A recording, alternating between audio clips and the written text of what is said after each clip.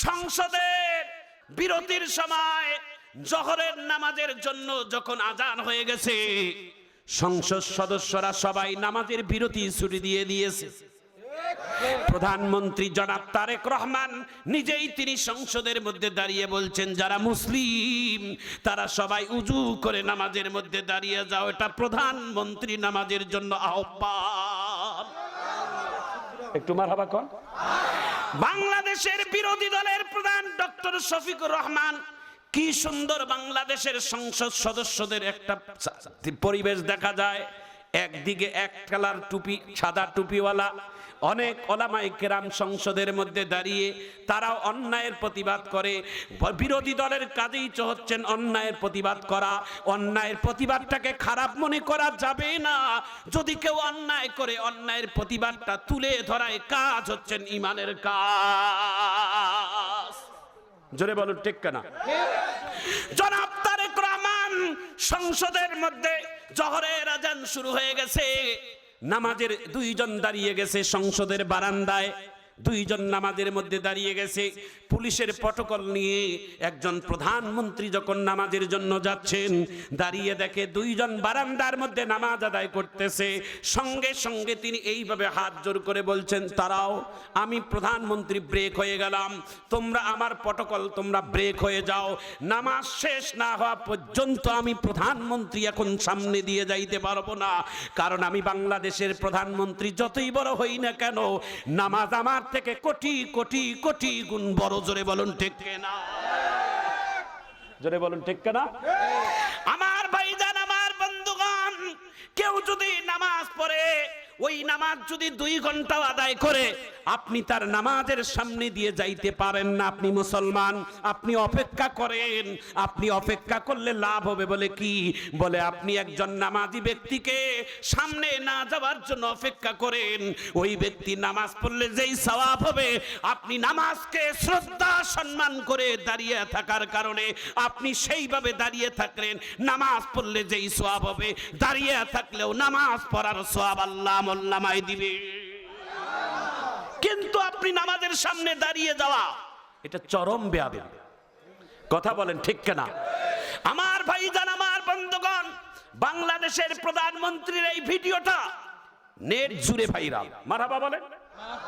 তিনি একজন নামাজরত অবস্থায় মুসল্লিকে দেখে তার টহল, তার গাড়িবহর এবং তার প্রটোকল সব ব্রেক করে দিয়ে তিনি দাঁড়িয়ে গেছে যে নামাজটা শেষ হোক। এইভাবে হাত তুলে দাঁড়িয়ে আছে। কিছুক্ষণ দাঁড়িয়ে থাকলো, দাঁড়িয়ে থেকে নামাজের সালাম ফিরালো, দৌড় দিয়ে প্রধানমন্ত্রী যাইয়া ওই নামাজি ব্যক্তির সাথে মোসাফা করলো। একটু জোরে আল্লাহু আকবার বলেন। যিনি নামাজ পড়লো তিনি একজন সাধারণ।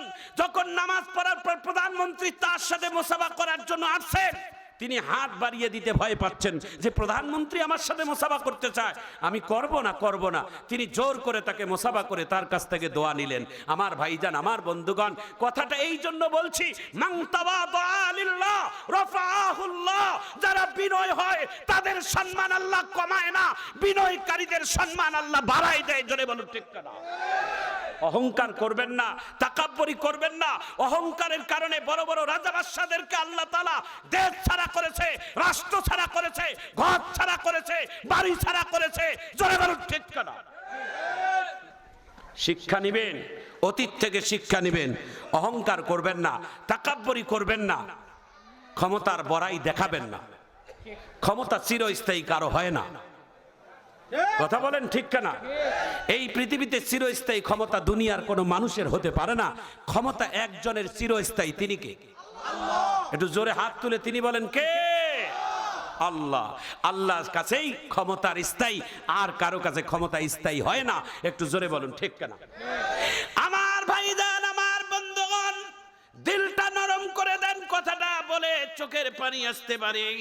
হযরতে ফাতেমা রাদিয়াল্লাহু তাআলা আনহা স্বামীর হাত দুটো ধরে ডাক দেয়া বলে, স্বামী আমার, এই হাত আমি ধরছি বিবাহের দিন কালেমা পড়ে, যেই দিন আমার বাবায় হাত তুলে দিয়েছে আপনার হাতে। আজকে হাত ধরাটা আলাদা হাত। বলে কেন? বলে আমি গত রাত্রে একটা স্বপ্ন দেখছি, স্বপ্নটার কথা আমি আপনারে বলি নাই। বলে কেন? বলে আজকে ফজরের নামাজের পরে আমি তাড়াতাড়ি যাই নামাজ থেকে উঠে যাইয়া কাপড় কাচ্ছি, আমি রুটি বানাইছি। বলেন তো স্বামী কেন এই কাজটা করলাম? কয় বলেন কেন? বলে বাবা আমার রাত্রে বেলায় স্বপ্নে দেখাইছে। বলে কি স্বপ্ন? বাবা আমারে সালাম দিয়ে বলছে, মা আজকের রাত তোমার জীবনের শেষ সেহরির রাত, তুমি তাড়াতাড়ি ইন্তজাম করো সেহরির, তোমার পরিবার নিয়ে তাড়াতাড়ি সেহরি খাও, রোজার শেষে ইফতার হবে তোমার বাবার সাথে দস্তরখানায় জান্নাতের খাবার দিয়া। এই স্বপ্ন যখন দেখলাম, কপালের মধ্যে হাত দিয়ে দেখি আমার শরীরে প্রচন্ড জ্বর। এই স্বপ্নের অর্থ হচ্ছে আমি ফাতেমা হয়তো আর বেশিক্ষণ দুনিয়াতে থাকবো না, আমার হয়তো এটাই শেষ মুহূর্ত। এই জন্য আপনার হাত ধরলাম স্বামী। সংসার জীবনে যদি আমার কোনো ভুল ত্রুটি হয়ে থাকে, আমি যদি কোনো অপরাধ করে থাকি, আপনার হুকুম যদি কোনোদিন অবমাননা করে থাকি, আমি স্ত্রী হিসেবে আমাকে ক্ষমা মাফ করে দেন। আপনি স্বামী যদি মাফ না করেন, কিয়ামতের ময়দানে আমার বাবা আমাকে মেয়ে বলে পরিচয় দিবে না। জোরে আল্লাহু আকবার বলে।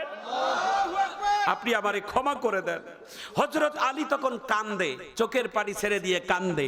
দুইজনের কান্নার আওয়াজ শুনে, ঘরের মধ্যে ছিল ইমাম হাসাইন হুসাইন, মা বাবার কান্না শুনে তারা দুইজনে দুই ভাই এসে ঘরের ভিতরে আসলো।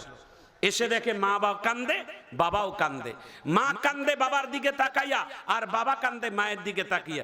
সবাই বলেন, সন্তান যখন দেখবে বাবা মা দুইজনে কান্দে, তাহলে সন্তানদের অন্তরের ভিতরে একটু হলেও তো ব্যথা হয়। কথা বলেন ঠিক কিনা? বাবা মার সুখে, বাবা মার আনন্দে, বাবা মার ভালোবাসা দেখে সন্তানদের মনে আনন্দ আসে। বাবা মার যখন অশান্তি কিছু লাগে, সন্তানদের এমনি কষ্ট হয়। এই জন্য কোনোদিন সন্তানদের সামনে আপনাদের অভিমান, আপনাদের ঝগড়া, আপনাদের মারামারি কাটাকাটি সন্তানদের সামনে করবেন না, কারণ আপনার এই সমস্ত কাজে সন্তানের অনেক বড় ক্ষতি হয়। জোরে বলুন ঠিক কিনা?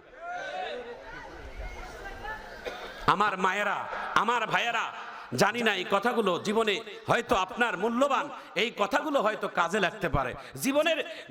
জীবনের পরিবর্তন আল্লাহ তাআলা করে দিতে পারে। একটু জোরে বলেন আমিন। আরো জোরে বলেন আমিন। বিশ্বনবী মুহাম্মদুর রাসূলুল্লাহ সাল্লাল্লাহু আলাইহি ওয়াসাল্লামের কলিজার টুকরো, নয়নের মণি হযরতে ফাতেমা আলীর হাত ধরে বলছে, স্বামী আমার, আমি এই জন্য সকালবেলা তাড়াতাড়ি কাপড় ধুইছি। কেন? বলে আমি আমার নিজের হাত দিয়ে জীবনের শেষ স্বামীর কাপড়গুলো আমি হাত দিয়ে ধুয়ে দেই। সুবহানাল্লাহ বলেন। তাড়াতাড়ি রুটি বানাইলাম এই জন্য যে আমি যদি মারা যাই, তাহলে ইফতারের মধ্যে আপনারা কি খাবেন? আপনাদেরকে তো ইফতার করা লাগবে, খাওয়া লাগবে। জীবনের শেষ আমি আমার হাত দিয়ে রুটি বানাইলাম, আমি হালুয়া বানাইলাম, যাতে করে আমার হাতের শেষ খাবারটা আপনারা সন্তান এবং আপনি খাইতে পারেন। একটু চিৎকার দিয়ে আল্লাহু আকবার বলেন। আমার ভাইয়েরা, আমার বোনেরা, স্ত্রী কাকে বলে, স্বামী কাকে বলে? নবীর কলিজার টুকরো মেয়ে ফাতেমা এমন শরীরের প্রচন্ড জ্বর নিয়ে তাড়াতাড়ি তিনি রুটি বানাইলেন, কাপড় কাচলেন, হযরত আলীর কাছে বিদায় নিয়ে হযরত আলীর কাছে বিদায় নিলেন। হযরত ইমাম হাসাইন হুসাইন, আলী এবং ফাতেমার কান্না দেখে দুই ভাই যখন ঘরে ঢুকলেন, ঘরে ঢুকার সঙ্গে সঙ্গে ফাতেমা ডাক দিয়া বলে, হাসান হুসাইন রে, তোর বাবার সাথে আমার গোপনে একটু আলাপ চলতেছে, তোমরা দুই ভাই এই মুহূর্তে তোমরা নানার কাছে যাও।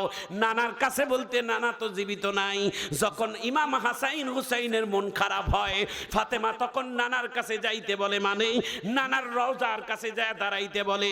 তখন হয়তো ইমাম হাসাইন হুসাইন আল্লাহর নবী জীবিত থাকা অবস্থায় তো নামাজরত অবস্থায় পিঠের মধ্যে চড়ে চড়ে বসে থাকতেন। আল্লাহর নবীর নাতি ইমাম হাসাইন হুসাইনের যখন মন খারাপ হয়, তখন আল্লাহর নবীর মেয়ে ফাতেমা নানার কবর অর্থাৎ নবীজির কবরের উপর যায় দুই ভাইকে বসাই দেয়।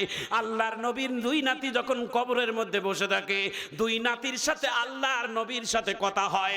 একটু চিৎকার দিয়ে জোরে বলা যায় না আল্লাহু আকবার। আমার ভাইদান, আমার বন্ধুগণ, ইমাম হাসান হুসাইন যখন মা বাবার কাছে আসছে, মা বাবার কান্না দেখে প্রশ্ন করেছে, মা তুমি কেন কান্দো আর বাবাই কেন কান্দে? মা তখন বলছে, তোমরা কিছুক্ষণের জন্য নানার কাছে যাও। নানার কাছে যায় বসতে দেরি, নানা বলতে দেরি নাই, এরে ইমাম হাসান হুসাইন আমার কাছে থাকার দরকার নাই, দৌড় দিয়ে তোর মায়ের ঘরে যা, তোর মাকে শেষ দেখা দেখে নে, হয়তো আর কোনোদিন দুনিয়াতে তোর মাকে দেখতে পারবি না, কারণ আজকের দিনটাই হচ্ছে তোর মায়ের জীবনের শেষ দিন, তাড়াতাড়ি যা, জীবনের শেষ দেখাটা তোর মাকে দেখে নে। ইমাম হাসান হুসাইনের চোখের পানি ছেড়ে দিয়ে ঘরের দরজায় এসে ডেকে, মা তুমি কেন কান্দো আর বাবাই কেন কান্দে? তোমরা দুইজন আমাদের দুই ভাইকে না বলতে পারো, গোপন রাখতে পারো। ওই নানার কবরের মধ্যে যাওয়া মাত্র নানাই আমাদেরকে বলে দিয়েছে আসল তথ্য। একটু আল্লাহু আকবার বলেন। আমার ভাইজান, আমার বন্ধুগণ, এমন কথা বলতে বলতে ফাতেমার প্রচন্ড জ্বর শুরু হয়ে গেল, শরীরের মধ্যে কাঁপুনি শুরু হয়ে গেল। আমার ভাইজান, আমার বন্ধুগণ, ফাতেমা আলীর হাত ধরে একটা ওসিয়ত করছে, স্বামী আমার একটা ওসিয়ত বলে কি, আমি ফাতেমা মারা গেলে আপনি কবরের মধ্যে নিজেই নামবেন। আল্লাহর নবীর মেয়ে ফাতেমা মারা গেলেন, ঘটনাটা শর্টকাট করে বলে দেই। এ মায়ের জাতিরা রে, কথাটা বলছিলাম এই কথাটাই বলতেছি, এই জন্য শর্টকাট করে। ফাতেমার ইন্তেকাল হয়ে গেল। ফাতেমার কবর খননের জন্য একজন জলিল কদর সাহাবীকে ফিট করলেন। সেই সাহাবীটার নাম হযরতে আবু যর গিফারী রাদিয়াল্লাহু তাআলা আন। নিজের হাতে ফাতেমার নয়নের মণি নবীর কলিজার টুকরো মেয়ের জন্য কবর খনন করলেন।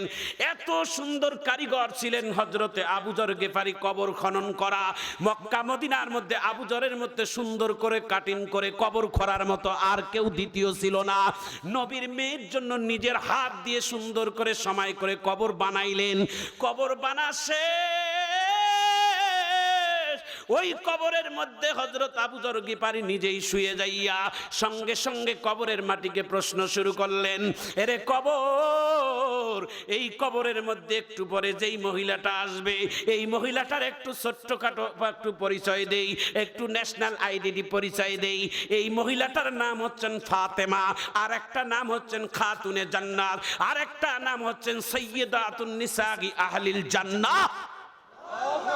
তিনি হচ্ছেন নারীদের সর্দারনী, তিনি হচ্ছেন নবীর কলিজার টুকরো মেয়ে, তিনি হচ্ছেন দুই জননীর মা, যার নাম ইমাম হাসান আর হুসাইন। তারা দুই ভাই এমন হবে, জান্নাতের যুবকদের তারা হবে সর্দার। তিনি এমন একজন মহিলা, তার স্বামী হচ্ছেন আসাদুল্লাহ গালিব, তিনি হচ্ছেন আল্লাহর তরোয়ার। তিনি এমন একজন সাহাবী, তার ব্যাপারে আল্লাহর নবী বলেন, আনা মদিনাতুল ইলমি ওয়া আলিয়ুন বাবুহা, আমি নবী হচ্ছি ইলমের শহর, ওই শহরের মেন দরজা হচ্ছেন হযরতে আলী। চারটা পরিচয়ের কবর। এক নাম্বার নবীর কলিজার টুকরো মেয়ে, দুই নাম্বার তার দুই সন্তান ইমাম হাসান হুসাইন জান্নাতের যুবকদের সর্দার, তিন নাম্বার হলো তিনি নিজেও একজন জান্নাতের রমণী, চার নাম্বার তার স্বামীটাও একজন আল্লাহর তরোয়ার এবং তিনি একজন দামি সাহাবীর স্ত্রী। এই চারটা পরিচয়ের কথা বলে যখন কবর থেকে উঠতে চায়, কবর থেকে ইলহামের মাধ্যমে আওয়াজ আসে গায়েবানার থেকে, ভয়ঙ্কর আওয়াজ।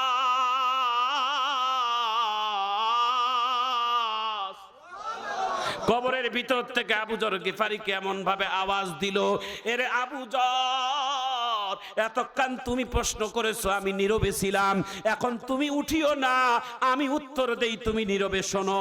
একটু চিৎকার দিয়ে জোরে বলা যায় না আল্লাহু আকবার? এই আবু যর, তোমার নিজের হাত দিয়ে কবর খনন করেছো, তুমি বলেছো চারটা পরিচয়, যিনি কবরে আসবেন তার পরিচয় চারটা। এখন তুমি শোনো, আমি একটাও পরিচয় মানি না এবং জানিও না, আমি শুনিও না, আমি দেখিও না। আমি কবর কারো পরিচয় দেখি না, কারো পরিচয় শুনি না। আমি শুধু শুনি নেক আমল আর বদ আমল। যার আমল ভালো নিয়ে কবরে আসে তাকে নবীর মেয়ে পরিচয় দেওয়া লাগবে না। যার আমল ভালো তার সন্তানের পরিচয় দেওয়া লাগবে না, যার আমল ভালো তার স্বামীর পরিচয় লাগবে না, যার আমল ভালো তার জান্নাতের পরিচয়ও লাগবে না, যার আমল ভালো আমি মাটি তার জন্য গোলামি হয়ে যাব, তার জন্য জান্নাতের বিছানা হয়ে যাব, জান্নাতের বালিশ হয়ে যাব, জান্নাতের চাদর হয়ে যাব। একটু চিৎকার দিয়ে জোরে কোন আল্লাহু আকবার। যদি বদ আমল নিয়ে কবরে আসে, সে নবীর মেয়ে হোক, আর ইমাম হাসাইন হুসাইনের মা হোক, আর জান্নাতের যুবক নারীদের সর্দান্নী হোক, আর হযরত আলীর স্ত্রী হোক, এটা আমার দেখার বিষয় নয়। আমার দেখার বিষয় হলো দুইটা, একটা হলো নেক আমল আর একটা হলো বদ আমল।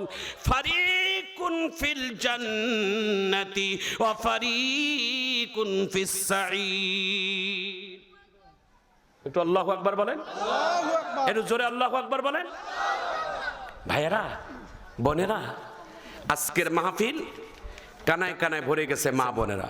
আগামীকাল এই মাহফিলের গোটা প্যান্ডেল জায়গা থাকবে না, আপনারা দাওয়াত করবেন ইনশাআল্লাহ বলেন, জোরে বলেন ইনশাআল্লাহ। আপনাদের কাছে আমরা দাওয়াত পৌঁছাই দিলাম। ভাইয়েরা আমার, এই কথাটাই আপনাদের কাছে আমি বলতে চেয়েছিলাম, একটাই কথা বুঝাইতে চাচ্ছিলাম। আমার একটাই উদ্দেশ্য, যে উদ্দেশ্যটা হচ্ছে আমরা যদি সঠিক আল্লাহর গোলাম হই, কারো পরিচয় কবরে লাগবে না। ঠিক কিনা বলেন? আচ্ছা বলেন তো, আমি যদি আমার সন্তানদেরকে 10টা আলেম বানাই, 20টা আলেম বানাই, আর নিজে যদি নামাজ না পড়ি, আমার সন্তান তো কবরে যাবে না। কথা বলেন না কেন? আমার বাবার জানাজা নামাজ দিনাজপুর জেলার ভিতরে সব থেকে বেশি মানুষ হয়েছে। আচ্ছা বাবা, জানাজা নামাজে তোমার বাবার যদি দিনাজপুরে সব মানুষ আদায় করে, তাতে তোমার কি লাভ? কথা বলেন ঠিক কেন? জানাজা নামাজে যিনি অংশগ্রহণ করলো তার লাভ, তোমার কি লাভ? তুমি মারা গেল, তুমি মৃত্যুবরণ করলে, তোমার আমলের দরজাও বন্ধ, তোমার গুনারও দরজা বন্ধ, তোমার দুইটাই বন্ধ হয়ে গেল। তাহলে তোমার কি লাভ অন্যের মানুষ জানাজা নামাজে অংশগ্রহণ করলে? বরং হায়াতের জিন্দেগিতে জমিনে যদি বসে একটা নিঃশ্বাসের বদলায় যদি একবার সুবহানাল্লাহ বলো, তো একটা সুবহানাল্লাহর বরকতে একটা উহুদের মতো সওয়াব আল্লাহ দিত তোমাকে। জোরে কোন ঠিক না? ভাইয়েরা, যুবক ভাইয়েরা, তোমাদের পাগুলো আগাই দাও, আমি তোমাদের পায়ে হাত দিই। মুরব্বী বাবারা, যাদের দাড়ি চুল পেকে গেছে, আপনারা আমাদের বাবার সমতুল্য, আপনাদের পায়ে হাত দিয়ে অনুরোধ করি, আব্বা আপনারা এই আযানের সময় টেলিভিশনের সামনে বাজারের মধ্যে সময় কাটেন, বয়স হয়ে গেছে আব্বা, এখনো কেন নামাজ পড়েন না? এখনো কেন ইসলামের ভিতরে ঢোকেন না? কখন বুঝ আসবে? কখন মরার স্বপ্ন আপনার আছে? কখন আছে বলেন? এই যে ঈদের পরের দিনে এই যে আপনাদের এই একটা নদীর একটা ঘাটা, সেইখানে সেই দৌলতিয়া ঘাটে একটা চলন্ত বাসের ভিতরে প্রায় 60 থেকে 65 জন যাত্রী ওই বাসের মধ্যে থাকলো। ওই বাসটা গোটায় যাইয়া স্টিমার ওই জাহাজটা পাড়ি দিয়ে যায়, গোটা বাসটাই যায় পানিতে যায় ডুবে পড়লো। ওই পানির মধ্যে ঘাটের শুরুতে দৌলতিয়া ঘাট তো আমার দেখা আছে, ওই ঘাট দিয়ে তো আমি কয়েকবার গিয়ে মাহফিলও করেছি। সেই ঘাটের প্রায় গভীরতা ছিল প্রায় 70 থেকে 80 ফিট গভীর। সেই বাসটা, চলন্ত বাসটা যখন এই 70 থেকে 80 ফিট নিচের মধ্যে গেল, ওখানকার মধ্যে অনেক যুবক মানুষ ছিল যারা সাঁতার কাটতে জানতো, কিন্তু তারা মরার কথা ছিল না, তারা বাঁচতে চেয়েছিল, কিন্তু আল্লাহ তাদেরকে বাঁচার সুযোগ দেয় নাই। যুবক, তাহলে তোমরা বলো তো বাবা, তোমরা কিভাবে বাঁচতে পারো? তোমরা কিভাবে বাঁচার স্বপ্ন দেখো বলো? কথা কর ঠিক কিনা? শোনা, আপনাদের পায়ে হাত দেই, আপনারা আজান শুনলে আর বাহিরে কোনো থাকবেন না, মসজিদে যায় হাজিরা দিবেন। একটু জোরে করা আমি